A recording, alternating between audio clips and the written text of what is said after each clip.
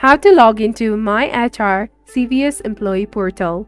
Hello everyone, this is Neha from Create, Login and Delete, and today in this video I'm going to talk about how can you log into your MyHR CVS Employee Portal.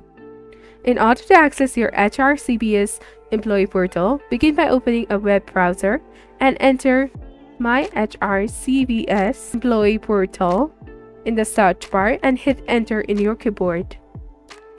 Click on the initial option of myhr.cvs.com from the search result and select either current CVS or former CVS on the platform.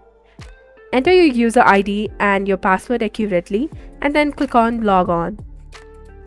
If you forget your login information, there is no need to fret. Use the recovery option and after providing the necessary details, click on Login to access the portal. In this way, you can effectively log in to MyHR CVS Employee Portal.